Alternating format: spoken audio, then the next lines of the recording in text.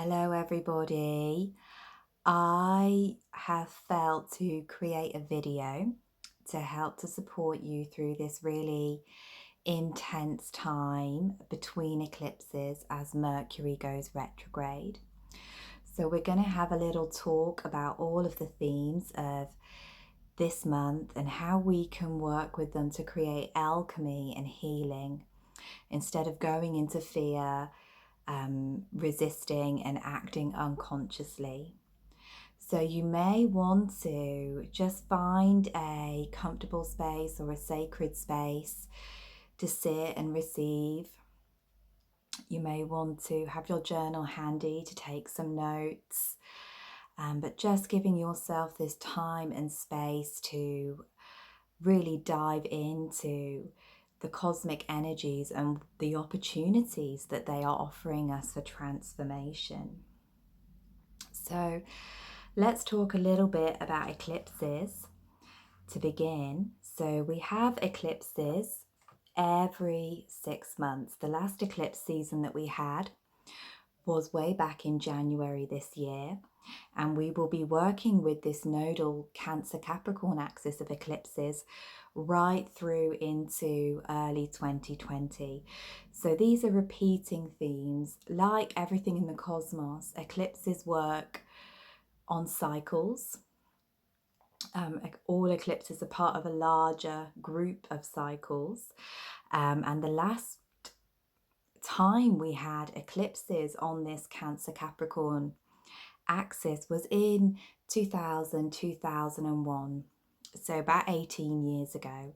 So you can look back and see the repeating themes, see the shifts and changes that happen personally for you, and go through and see how the web has weaved itself and what you may expect this time around. They often are echoes through time and space.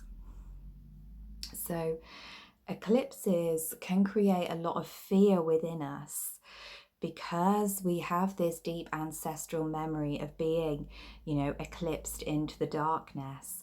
So we have this kind of trepidation within us, because we're diving into the unknown. Everything becomes unstable and uncertain as we go through eclipse gateways because they can very rapidly create sudden changes in our inner and outer realities. So we have this kind of sense of apprehension quite often during eclipse season. So we really need to welcome eclipses as part of the natural cycles of life, death, and rebirth. Eclipses remind us that everything dies and is born. Everything changes and transforms. It's part of the journey of being a soul in physical incarnation on earth that we are connected with and interwoven with these cycles. So once we can let go of that fear, we can begin to surrender and even feel a little bit excited about the changes that might come. So eclipses open astral gateways. So during eclipse season, everything can feel a little bit strange, people can act in strange ways. We might feel the need to keep our space very clear and very pure. We might want to keep our body and our energy fields very clean and very pure during this time because we're so much more sensitive to all of the psychic information that is flowing around. Souls are often moving in and out of incarnation during eclipse periods too. So it's a time when we are more susceptible to feeling the influence of the spirit world as well. So I quite like to practice detoxification during eclipse seasons, really taking in things that are good for the body, good for the mind, good for the soul. I like to work a lot with sea salt baths, particularly for these watery, cancery eclipses. Mantras, space clearing, burning herbs, anything that you can do to keep your sacred space cleansed and pure. We'll support you through this journey. And with Mercury going retrograde as well, we're often called to, declutter, to get rid of things which are no longer serving us. So the more that we can do that, the more we are symbolizing that we're ready to flow with these changes. So let's, let go of the fear around these cosmic shifts and really come into a space where we can open our hearts to work with them. So let's look at the first eclipse of this cycle, which really opens the eclipse portal. This eclipse was a Cancer new moon eclipse on the 2nd of July. So this is a new moon, a supercharged new moon solar eclipse, which will set the tone for the 4-week cycle as we journey through this period. So the wounds and the issues that came up during this time are going to be the underlying themes for you to work with, depending on how it activated your own personal chart.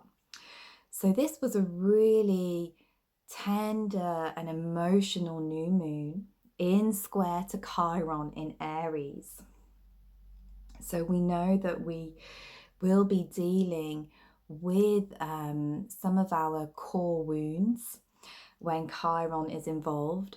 Of course, he is the cosmic shaman that invites us to turn our pain into power and our wounds into wisdom. So Chiron can often be the poison that becomes the medicine.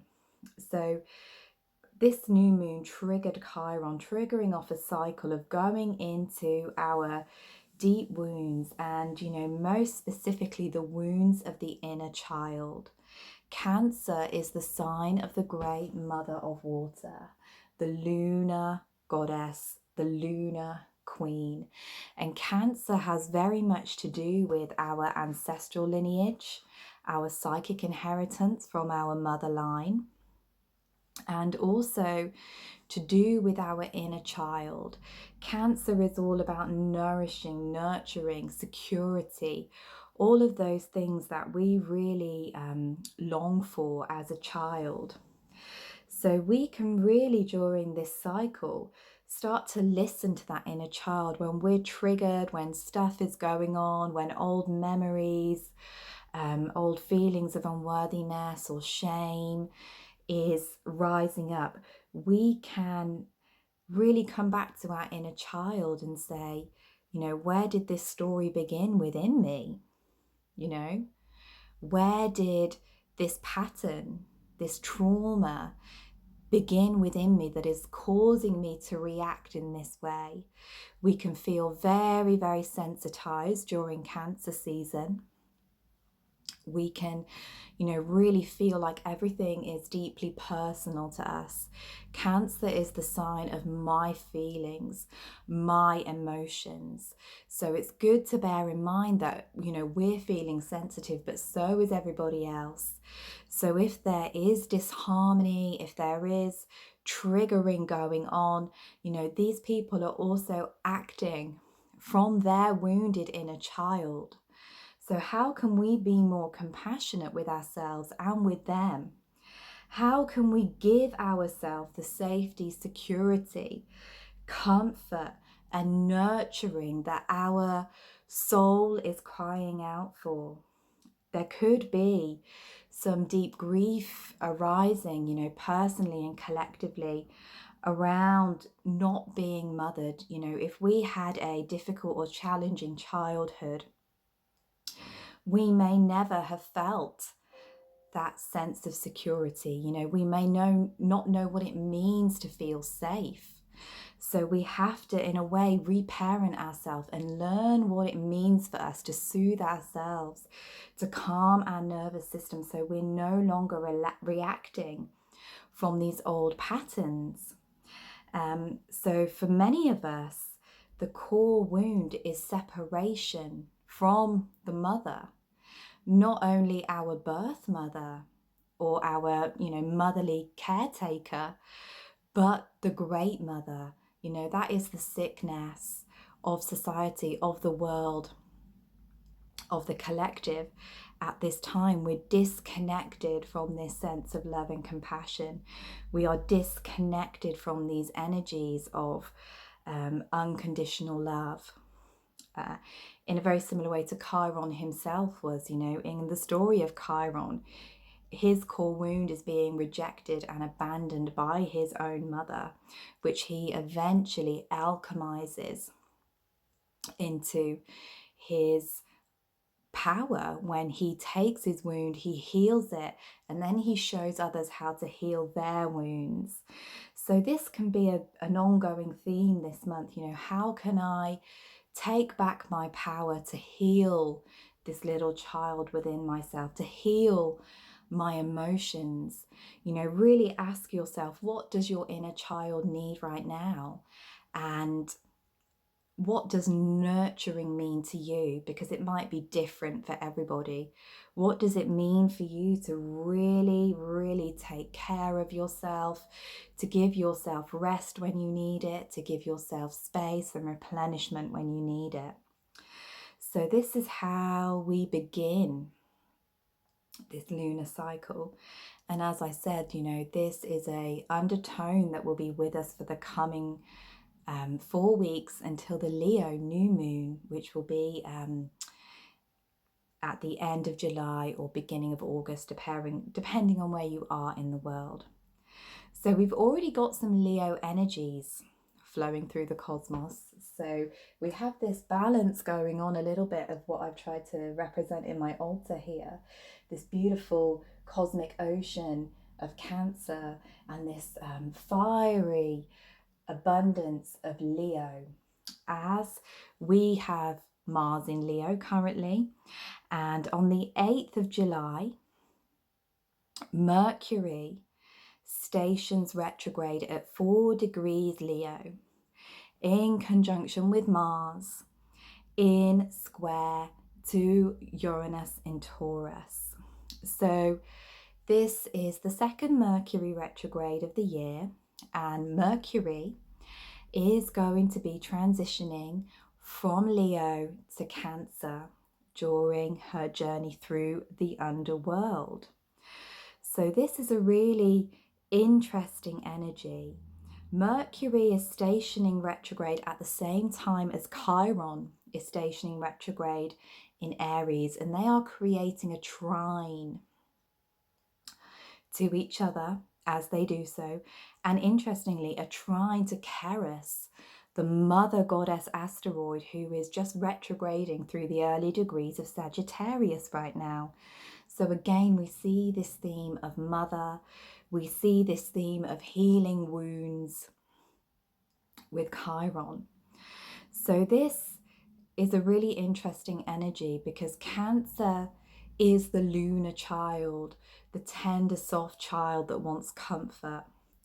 Leo is the radiant, divine, solar child. So when we think of the Leo child, the Leo within, we think of that child who really just expresses itself creatively, expresses its emotions, expresses its unique essence, its individuality. The child before the programming from the world came that told us that we were not enough. As I was preparing to create this video this morning, I came across a quote by Rupi Kaur that I really felt encapsulated this energy. And it is, "We are all born so beautiful. The greatest tragedy is being convinced we are not." And for me, that is one of the main messages of this Leo retrograde. Leo is the sign of sacred self-love, radiant self-worth, deservability, unique individual creative expression. And a lot of us in childhood or, in our early adult years, we were shut down. We were told, be quiet, don't be so ridiculous. You can never make a living as an artist, as a dancer, as a performer. Your creativity is not going to support you financially. All of these kind of stories that the world really tells us that are very activated by these Capricorn energies that are going on right now as well. So this is a time of reawakening our creative patterns, passions, revisiting what really brings us joy, what really, excites and inspires us, what reawakens that beautiful child within. So Leo is really connected with love and abundance and romance as well. So we can really look at this time as an opportunity to reconnect with the beloved within. The shadow of Leo that we might meet during this period is the desire to seek love and approval outside of ourselves. So sometimes Leo, it really craves that attention from, its divine parent, from the outer world. And so it will act in ways that will give it an opportunity to receive that love and approval from the outside. So during this time, it's really important for us to really reclaim our ability to know that we are worthy of love simply just because we exist, that we are inherently creative beings. And creativity is the fuel, is the fire of life, it's the fire of the soul. So it doesn't matter what anybody else thinks about our creations. It's time to do these things just for the joy of doing so. So as Rumi says, let the beauty of what you love be what you do. So as Mercury shifts between these two signs, we can look at working with both of these themes and asking ourselves, how can I nurture my unique individual creative self? What from my childhood is still lingering within me, causing me to hide away and feel like I am not good enough? How can I practice heart-centered self-expression? And this will really be a key point during this period. Mercury and Mars have been within 6 degrees of each other for nearly 4 weeks now as they've been moving through Cancer.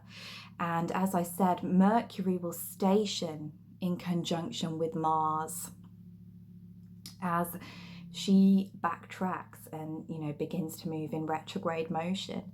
So this can be a tricky energy to manage.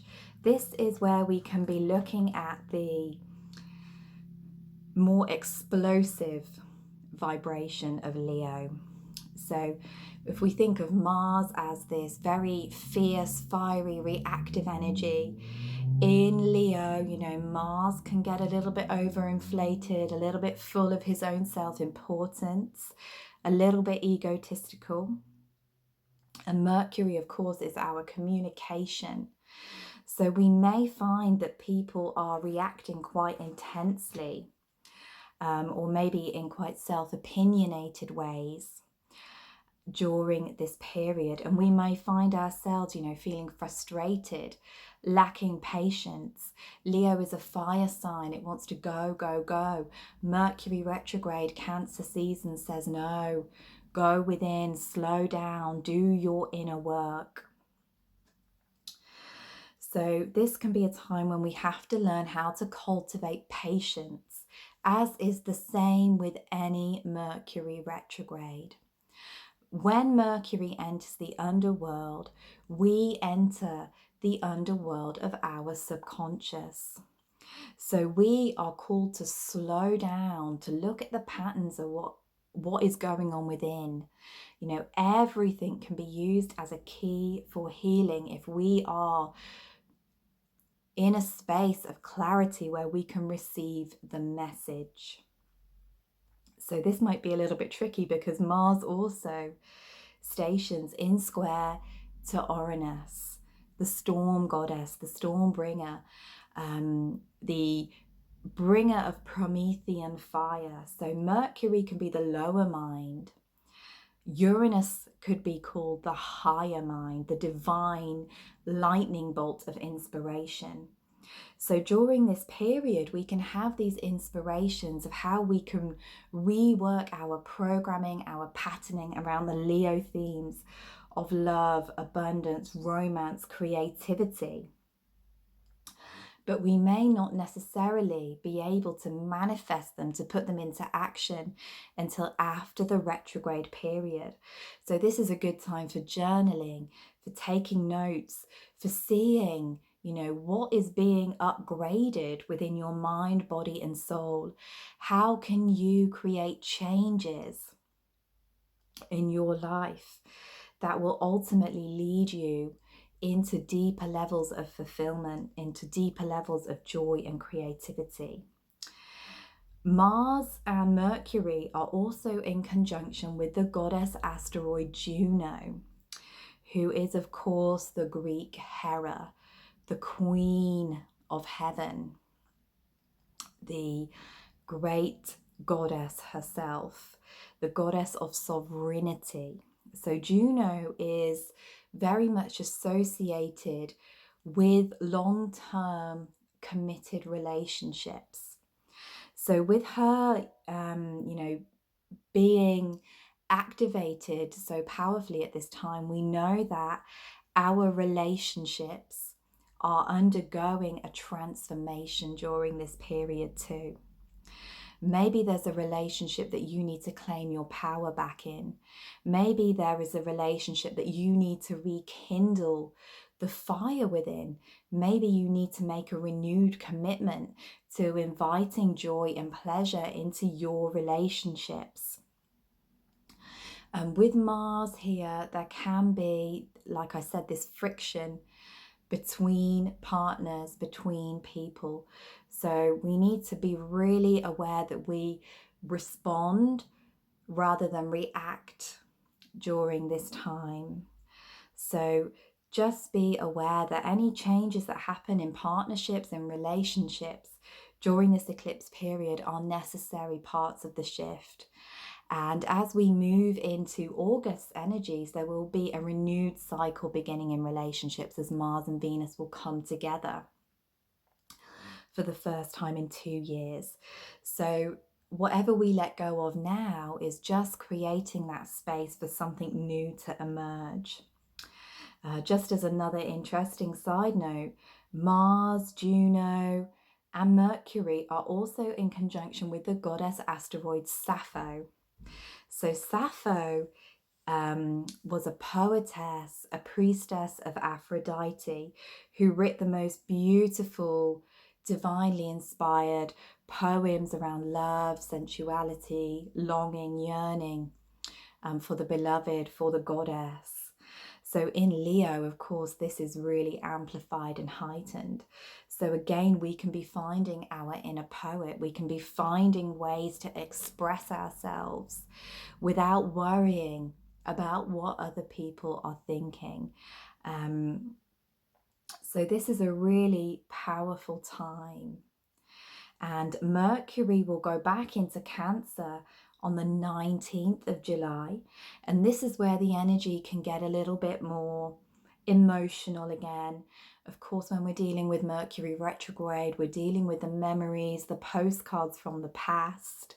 Of course, the classic thing is ex-partners returning, people from the past returning to your life. We often have dreams about people or past places and situations. Old things come up to be redone and reworked.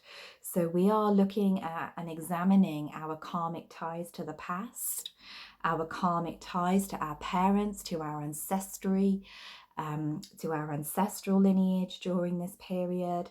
And we are learning that we evolve through emotion. So up here in Capricorn, we are reminded that we live in a world that does not value and honor our emotional cycles, our feminine cycles. But Cancer says the only way you can evolve is through feeling, is through expressing, is through intimacy, is through connecting with other people, through being seen and heard in all of your vulnerability. Mercury will reach the midpoint of his cycle when he conjuncts Sol in Cancer on the 21st of July. And this is a time where we can actually start to feel things moving. A bit more clarity comes in, although Mercury will still be retrograde until the 1st of August. And she won't recover her shadow until the 15th of August, which is going to be a beautiful time. We've got Jupiter changing direction then as well. So hold tight if you're struggling with these emotions, with these feelings, with these energies. Everything always shifts and changes. We will come back into the light in August. So it's important to remember that as Mercury goes retrograde through this eclipse cycle, that things are not what they seem. Mercury retrograde is the cosmic trickster. So anything that we set into motion, anything that we are committing to during this period, we might not have the full picture. We might not be fully aware of what we are calling into our lives. So just really tune into yourself, tune into your emotions, tune into your gut feelings. What is right for you at this time? What does your inner child say about these situations? Are you reacting from fear and old programming? Or is there a part of you that knows this isn't right for your soul? So it's a long journey that we're undergoing, and we will reach the peak of this cycle with the Capricorn eclipse, conjunct Pluto, which will be on the 16th of July. So although we're still in the eclipse portal for 4 weeks, oftentimes the lunar eclipse can bring culmination to the cycle. So if there's stuff rising up, stuff that you've been working with in your inner world, as the moon becomes full, she shines a light on it and it comes up for release. So this is perhaps the most intense eclipse of the cycle because it's in Capricorn, which is traditionally, the opposite of Cancer, not a particularly emotionally reactive sign. But in this case, we have a very, very intense wave of emotion coming with this eclipse, as it is in conjunction with Pluto, the dark mother. So this can be a time when we are diving deep into the shadows of our psyche. We are looking deep beneath the surface to see the fear, to see what has been hidden, what we are ashamed of, what we have rejected about ourselves, so that it can be alchemized and integrated.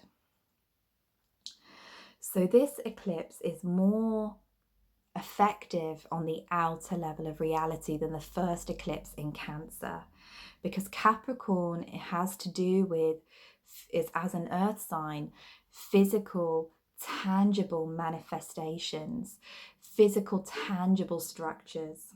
So this is a time when the foundations of our life can be shaking and things on the outer level can change, which can create this fear within us. And this can happen on a global and personal level.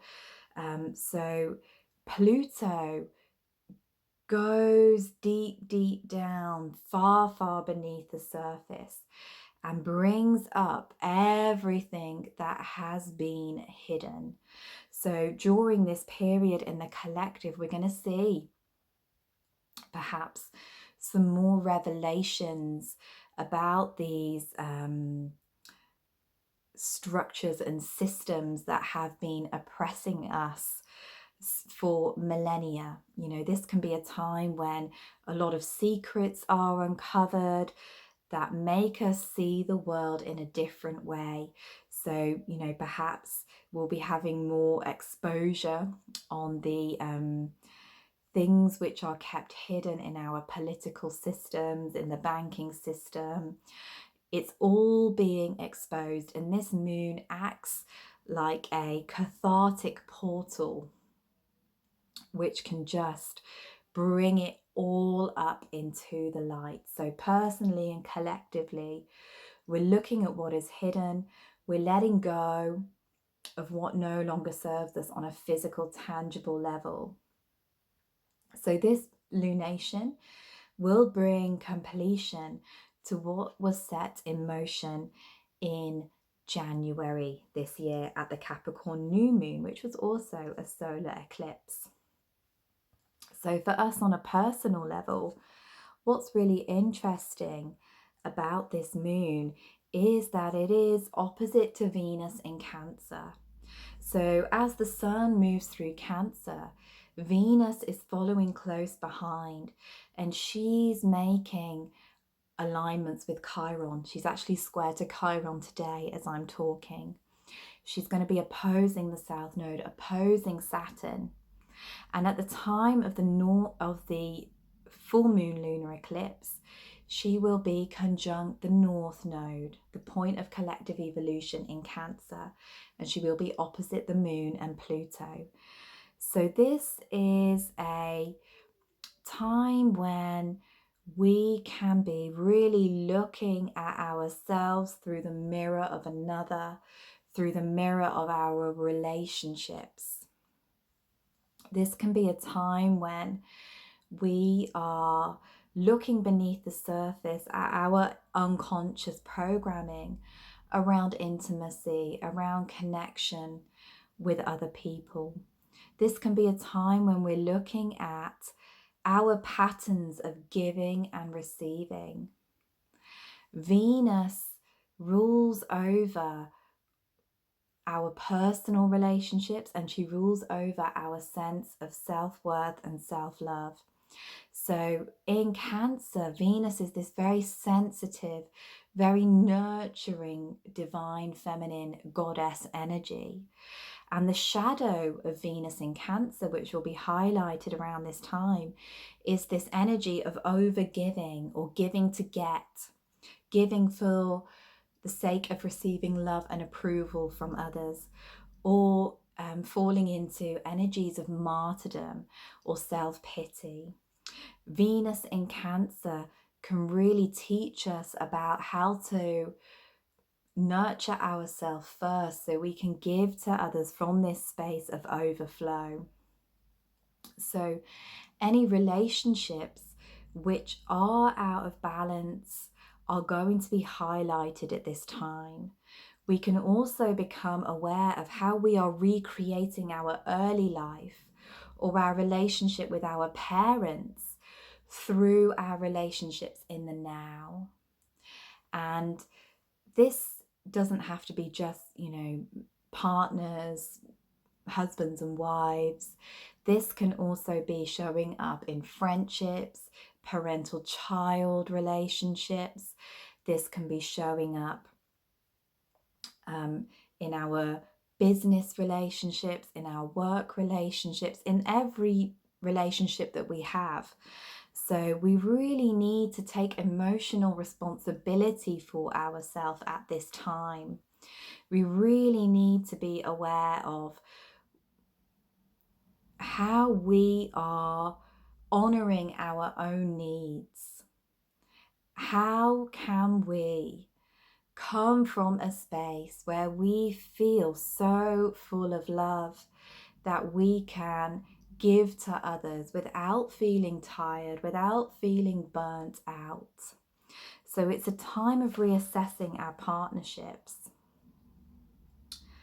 and looking at any patterns that we have, any obsessions that we have, and also any areas where we feel shut down from receiving.